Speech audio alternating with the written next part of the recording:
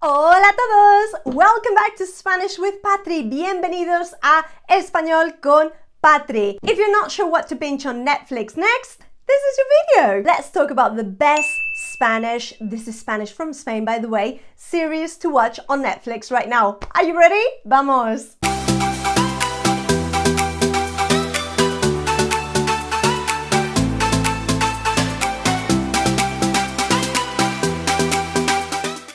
Okay, la primera, the first one, La Casa de Papel, aka Money Heist.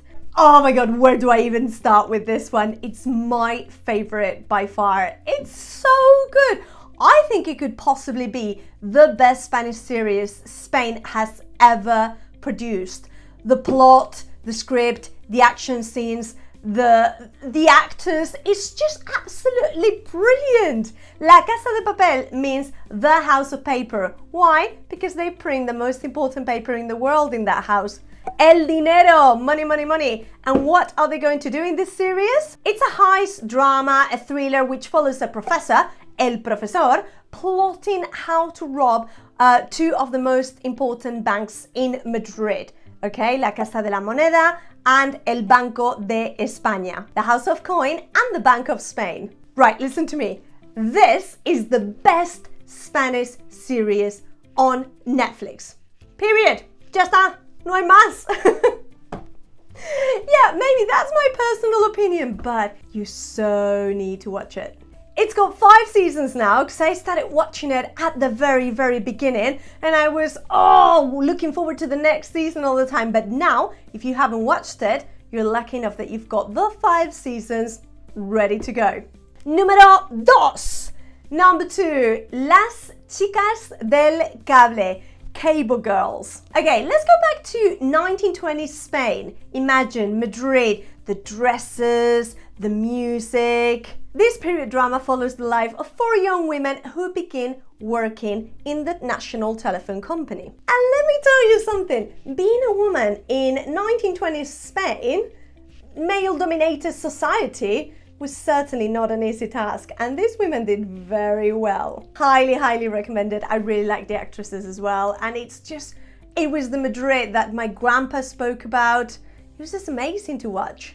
Número 3, Valeria. What can I tell you about Valeria? It's based on Elizabeth Benavent's novel. I hope I've said that right. Valeria tells the story of a group of 4 girlfriends living in Madrid, young women, and imagine Sex and the City. Okay, this is kind of the Spanish version, but with a lot less fashion and a lot more cañas y tapas, I guess. Can I just say, last time I was in a rooftop terrace in Madrid, I ran into the male protagonist. Oh, he's so dreamy. Continuamos. Número 4. Élite or Elite. Bueno. A ver, lo que no pasa en este instituto no pasa en ninguno. What doesn't happen in this high school does not happen in any other, because it's got every single ingredient to be the perfect teen drama. Everything and more happens in this very posh high school in Madrid. Massive safeguarding concerns if you ask me as a teacher, to be honest. But hey, who doesn't love a teenage drama from time to time, right? Imagine 3 working class teens enroll at a super exclusive private school in Madrid. And of course, there is at least 1 murder per year to solve. A lot of the actors from this series, then they went on to working for La Casa de Papel. So it's like we don't have enough actors in Spain, we need to use the same ones all the time.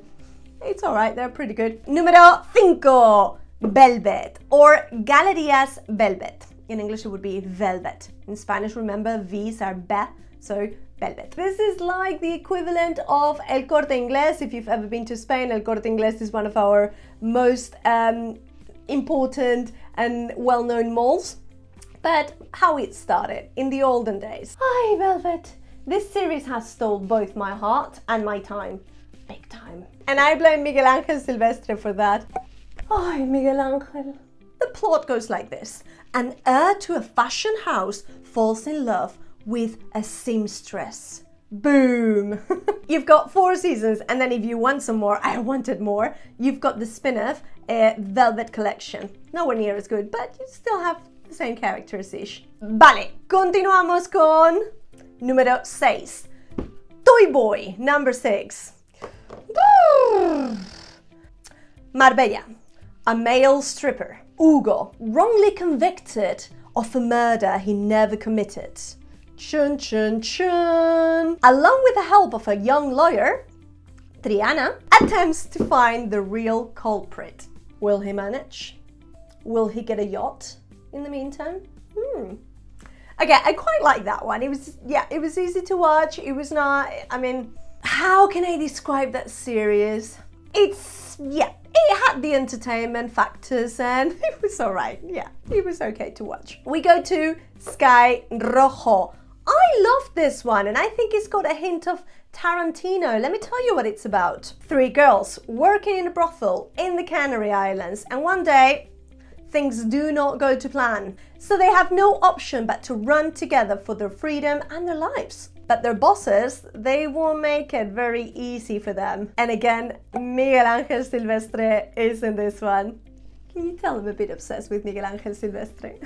Continuamos. Alta Mar, número 8. Or should I do número 8 like this? Número 8. Número 8. Número 8. Alta Mar, High Seas. A luxury boat trip sets sail from Spain to Brazil. This is a period drama, so it's set kind of Titanic era. Imagine that with the dresses and, you know, all of that. They are 2 very nosy sisters. They are determined to discover what's going on in the boat. And let me tell you something, loads of things are going on. Loads of things. I've never seen a boat with so much drama. It's a murder mystery kind of thriller. So if you like that kind of thing, yeah, it's alright to watch. I mean, completely surreal, but it's alright to watch. And now you're saying, oh, of course, and La Casa de Papel is based on real events. No, but that one is more believable. Let's go to número 9, number 9. Gran Hotel, Grand Hotel. Amaya Salamanca is in this one, very well-known Spanish actress, and she's normally in every single period drama that I've seen. She's got that kind of muñeca face from the olden times. This is giving Downton Abbey vibes. Blackmail, jealousies, crime, comedy. And this series plots a family-owned hotel in the north of Spain where everything's going on. It's quite, the setting is beautiful. If you like period murder mystery kind of series, and if you like Downton Abbey kind of series, this one is for you. We're moving on to número 10, Paquita Salas, number 10.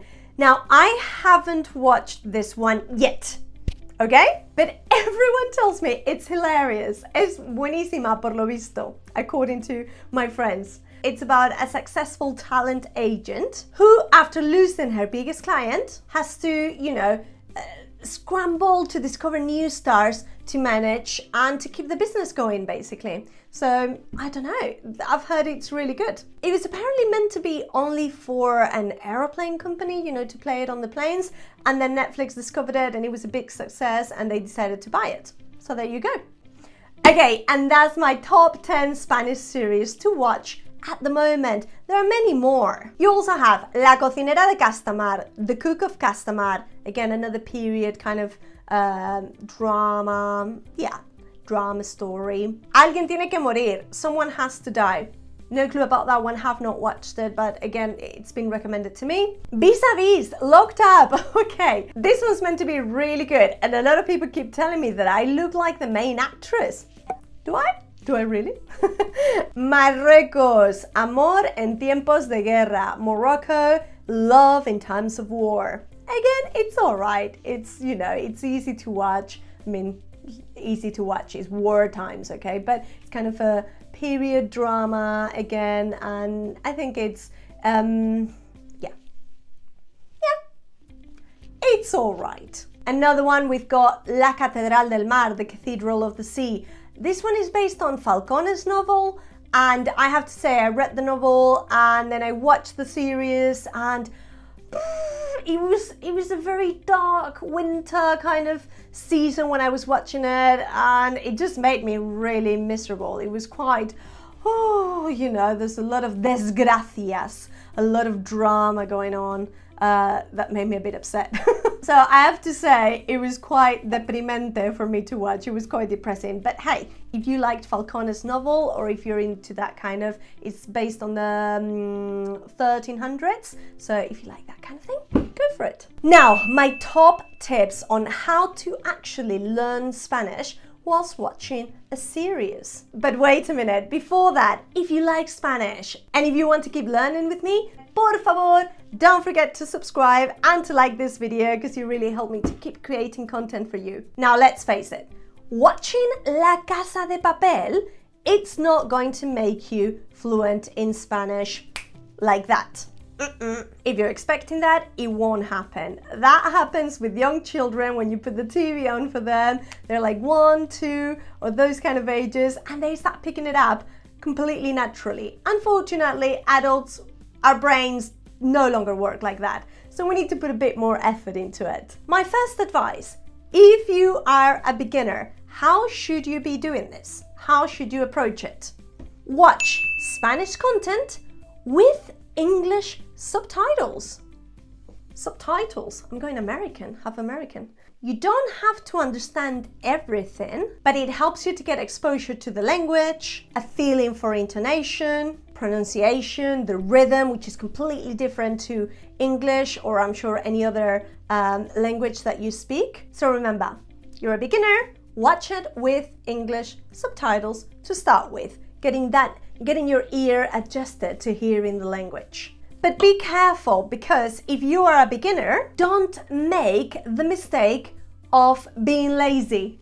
What do I mean by that? Don't make the mistake of taking the lazy route by simply reading, because that can happen to our brain. We're watching something, we're tired, it's nighttime, we kind of disconnect and we're just watching a different language, but all we're paying attention to is reading the subtitles in our language, English, if English is your language. That won't help you. You need to make a conscious effort on paying attention to what you are hearing, to what you're listening to. So you need to try to process and make connections with what the characters are saying, what you hear, and create patterns. Realize the repetition words, realize all those words that are being repeated, the family word groups. Cognates, if you don't know what a cognate is a word that sounds very similar in Spanish to what it would sound like in English, okay? And it means the same, a cognate. We like cognates. So all of those things, don't just switch off and think, I'm understanding everything. No, you are reading everything. You're not understanding a thing, and you're not learning either. So make sure you don't make that mistake. Tip número 2. Okay, tip number 2. What if you are a intermediate or an advanced level? Simple. You just watch it with Spanish subtitles. And what you do is you connect the speech to the written words, and that helps you put the pieces of the puzzle of the jigsaw together, because you might know a lot of words. My husband the other day said a word to me that he knew it because I keep repeating it all the time. He had no idea how to spell it, and he saw it in the screen and he was like, wait a minute, that's the word you keep saying? I'm like, yes, exactly. I can't remember the word. Important things to remember: keep a pad or a notebook near you when you're watching the TV. And write down any slang, idioms, new expressions that you didn't know.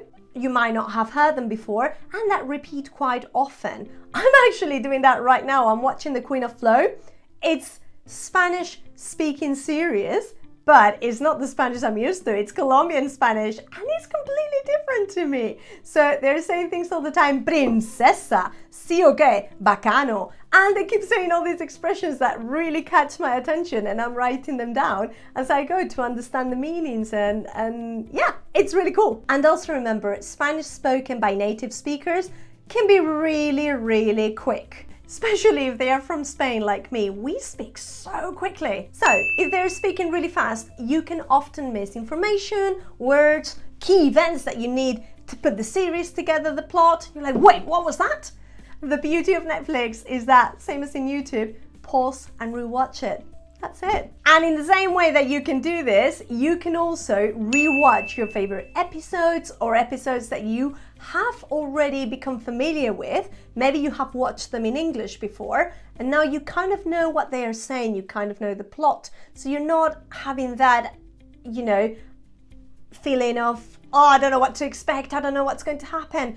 You can kind of predict what the characters are going to say, so you can just watch it and pay attention to the Spanish expressions a lot more. I recommend doing that, but only with your favorite chapters, or maybe episodes that are keys in the series. Don't do it with all of them because you'll get very aburrido, bored. And last but not least for me, game changer. Have you ever thought you can watch your English series or American series with Spanish subtitles? A lot of them have them. So you're actually listening to your language and they're translating it for you. There's the lesson in itself. Boom! Boom! Ahí os lo dejo. So it doesn't matter how you do it. It doesn't matter which series you watch. The most important thing is that you immerse in the reality of the language. How real native speakers talk. And these are things they don't normally teach you in language lessons. It forces you to apply your Spanish knowledge and learn through practice without barely even noticing. And the best thing, you have fun in the meantime and you're doing something that you like doing, which is key to learning anything. Have fun. Diviértete. I hope you like this video. Muchas gracias. Y hasta luego. Nos vemos en la siguiente clase. Adiós. And see you in the next lesson. Adiós.